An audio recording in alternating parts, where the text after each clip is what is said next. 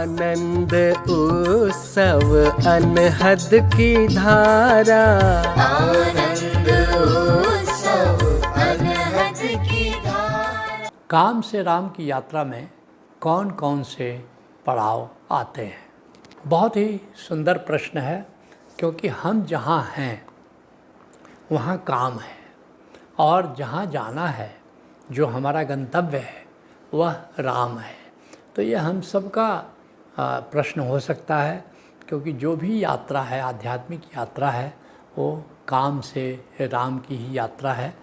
तो जैसे भगवान महावीर ने 14 तल बताए हैं कि कैसे हम जहाँ पर हैं असम्यक दृष्टि में है, फिर कैसे हमको कैवल्य में जाना है, निर्वाण में जाना है। तो 14 तल बताए हैं। तो यहाँ पर अब आपको 7 पड़ाव बताते हैं, और भगवान महावीर पहले तल को असम्यक दृष्टि कहते हैं। जो हम हैं वो हमारा पहला पड़ाव है। तो इस तरह कह सकते हैं कि काम जो है हमारा पहला पड़ाव है, क्योंकि वहीं हम रुके हुए हैं, वहीं हम डेरा डाले हुए हैं काम में। काम क्या है?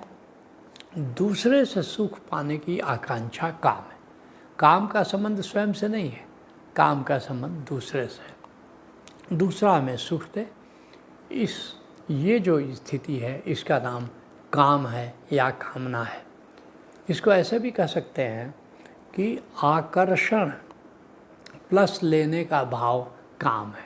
आप किसी के प्रति आकर्षित हो गए और उससे सुख पाना आप चाहते हैं, तो ये स्थिति काम है। आप सबका अनुभव है, किसी के प्रति आकर्षण होता है, और आकर्षण के साथ साथ अब उससे सुख पाने की लालसा आपको पैदा हो रही है, तो इस स्थिति का नाम काम है।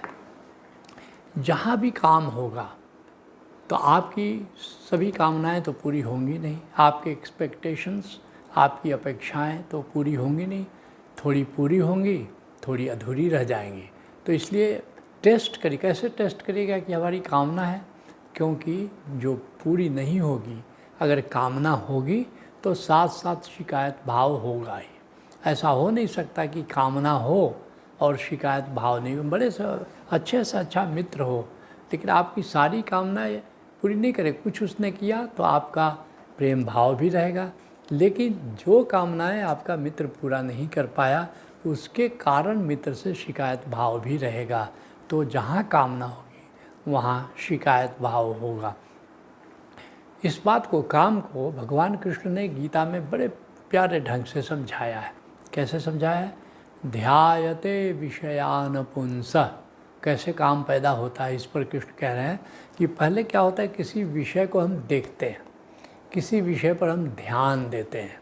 उसको देखते, जैसे गाड़ी जा रही है, सुंदर गाड़ी जा रही है। अब सुंदर गाड़ी जा रही है तो आपने ऐसे कैजुअली देखा तो उससे कामना पैदा नहीं होती। आपने ध्यान से देखा, गाड़ी है, सुंदर है, ये गाड़ी तो मेरे पास होनी चाहिए थी। अब यहाँ से मामला शुरू हो गया। ध्यायते, ध्यान से देखने से, किसको देखने से? विषयों को। कोई भी भोग का विषय है, चाहे कार है, चाहे व्यक्ति है, चाहे वस्तु है। ध्यायते विषयान पुंसः। फिर क्या होता है? संगस्ते सूपजायते। अब उसका सानिध्य प्राप्त करने की इच्छा पैदा होती है। फिर क्या होता है? संगात संजायते कामः। सानिध्य प्राप्त करने की इच्छा से कामना पैदा होती है, और फिर कामना नहीं पूरी होती तो क्या होता है? कामात क्रोधो भिजायते। कामना नहीं पूर्ति होने से क्रोध पैदा होता है। कृष्ण आगे की भी बात कहते हैं, क्रोधात भवति सम्मोह। क्रोध से तुम मोहित हो जाते हो, मूर्छित हो जाते हो। तो एक यात्रा गलत दिशा में, नकारात्मक दिशा में शुरू हो जाती है। इसलिए सभी संतों ने कहा कि अगर आपको आध्यात्मिक ज्ञान प्राप्त करना है, आध्यात्मिक यात्रा पर चलना है, तो आपको काम से मुक्त होना बहुत ज़रूरी है, या कामना को डाइल्यूट करना बहुत ज़रूरी है। संत बीरा कहती है, मनुआ राम नाम रस पीजे। कैसे पीजे राम नाम रस? काम क्रोध मद लोभ मोह को चित्त से बहाए दीजिए। अपनी चेतना से काम क्रोध लोभ मोह मद, इसको बहा दो, इनसे मुक्त हो जाओ, तभी जा कर के तुम राम नाम का रसपान कर सकते हो, तभी जा कर के ब्रह्म का आनंद ले सकते हो। संत कबीर कहते हैं, तेरा जन एकाध है कोई, हे गोविंद हे हरि, सब लोग तुम्हारे दास नहीं हो सकते, सब तुम्हारे भक्त नहीं हो सकते। तेरा जन एकाध है कोई, काम क्रोध मद लोभ विवर्जित, हरि को चीन्हे सोए। कबीर कहते हैं कोई एक व्यक्ति तुम्हारा जन है, वो भी आध है, एक आध है कोई, जो एक है वो भी आधा है, पूरी तरह नहीं है। क्यों? काम क्रोध मद लोभ विवर्जित, हरि को चीन्हे सोई। कौन गोविंद को पहचान सकता है? कौन गोविंद से नाता जोड़ सकता है? जो काम से, क्रोध से, मद से, लोभ से, मोह से, इससे मुक्त हो। गोस्वामी तुलसीदास कहते हैं, तात तीन अति प्रबल खल। वैसे तो 6 है, 6 रिपु है, काम क्रोध लोभ मोह ईर्ष्या द्वेष, लेकिन उसमें भी कहते हैं कि तात 3 अति प्रबल खल। इसमें भी पहला जो 3 है, काम क्रोध लोभ, ये बहुत ही दुष्ट तत्व हैं। तात 3 अति प्रबल खल, काम क्रोध और लोभ, मुनि विज्ञान धाम मन करत निमिष महु क्षोभ, कि बड़े बड़े मुनियों का मन पल भर में क्षुब्ध कर देते हैं। बाकी जैसे ईर्ष्या है, द्वेष है, मोह है, वो समय लेते हैं क्षोभ करने के लिए, लेकिन काम क्रोध और लोभ, जैसे दुर्वासा ऋषि का नाम तुमने सुना होगा, कहीं भिक्षा मांग रहे हैं, वो कोई ध्यान नहीं दिया, इनकी आवाज़ पर श्राप दे देते हैं कि तुम मुझ पर जिस पर तू ध्यान लगाए बैठी है, जिसका तुम ख्यालों में जी रही है, और उसके कारण मेरे पर तो ध्यान नहीं दे रही है, वही तुम्हें भूल जाएगा। लोग अब श्राप दे दिया उन्होंने। सज्जन हिमालय जाते थे, साल भर तपस्या करते थे, फिर लौट के आते थे और बस किसी पर कामना पैदा हो जाती थी कि हम पर ध्यान दे, हमारा सम्मान करे, कामना में बाधा होने से क्रोध होते थे और श्राप देते थे, और कहानी चलती रहती थी। तो जो पहला स्टेज है काम का, ये पहला है, इसको हमको आगे बढ़ते हैं थोड़ा, तो क्या होता है? दूसरा पड़ाव क्या है? संबंध है। संबंध क्या है?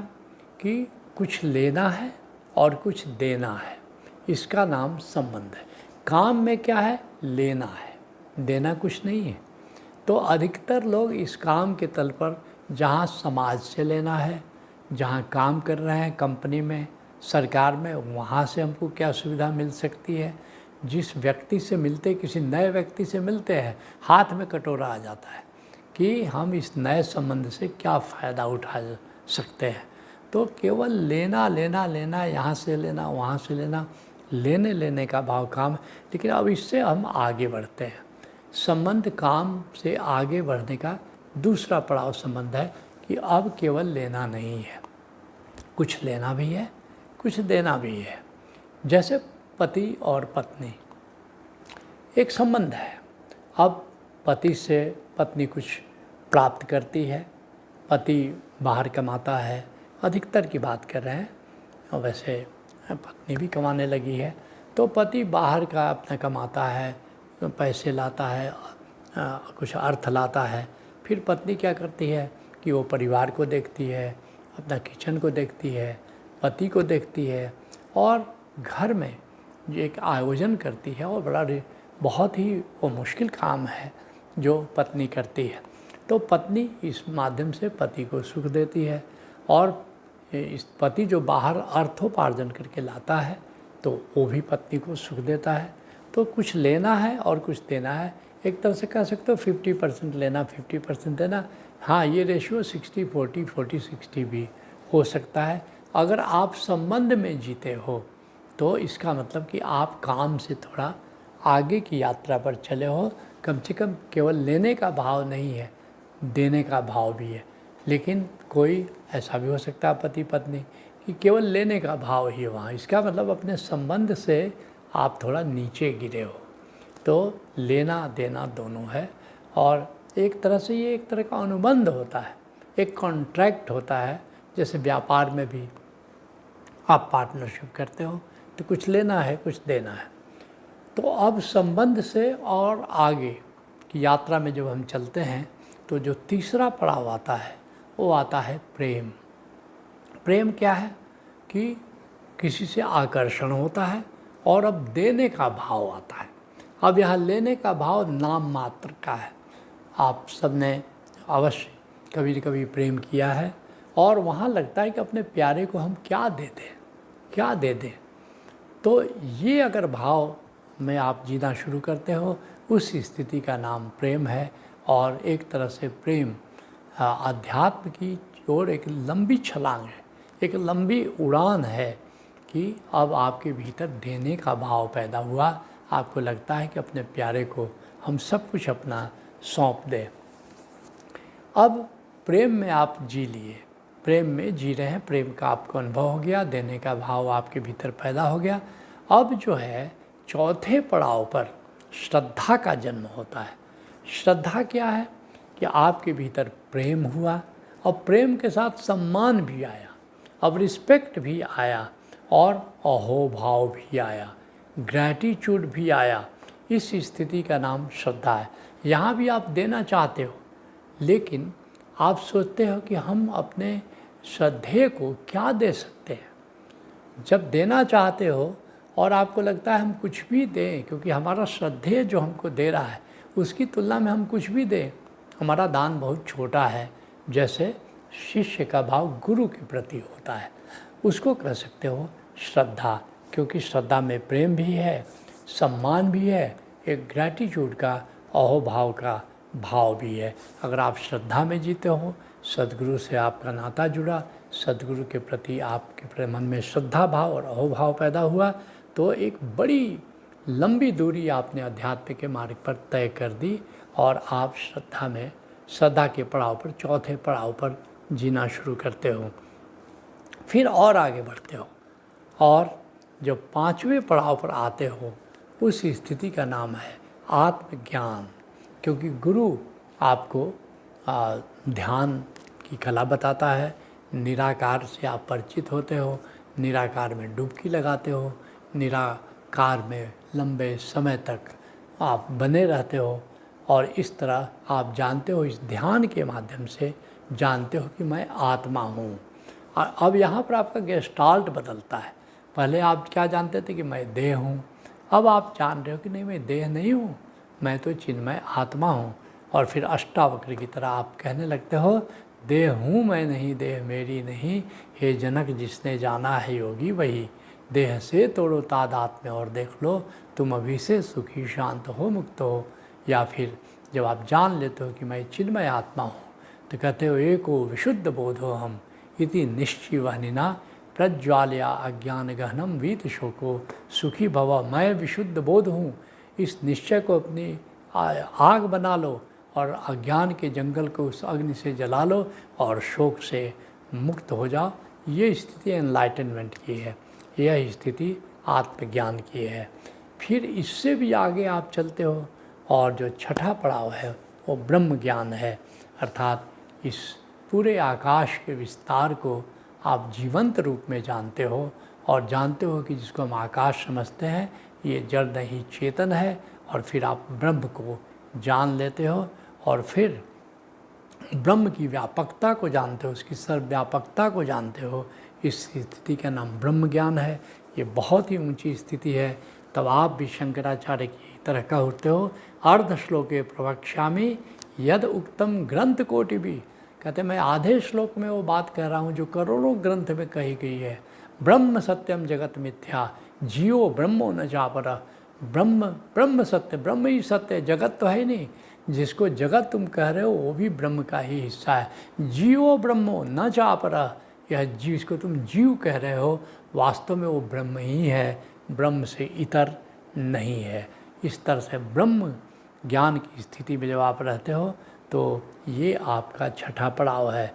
और फिर जो सातवां पड़ाव है, करीब करीब वो मंजिल है जिसको आप कह सकते हो भक्ति। भक्ति क्या है? ब्रह्म को तो आपने जान लिया, लेकिन अब आप ब्रह्म के प्रेम में जीना शुरू करते हो, ब्रह्म के सुमिरन में जीना शुरू करते हो, ब्रह्म से मिलन में जीना शुरू करते हो। उस स्थिति का नाम भक्ति है। और एक तरह से अध्यात्म की मंजिल भक्ति ही है। और काम से राम की यात्रा में जो राम तत्व है, राम तत्व की जो भक्ति है वही उच्चतम स्थिति है।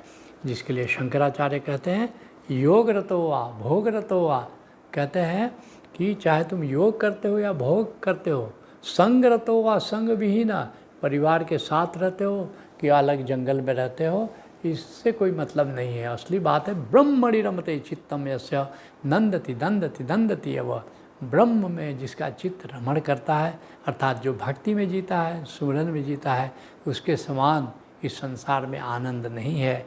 आनंद उत्सव अनहद की धारा, आनंद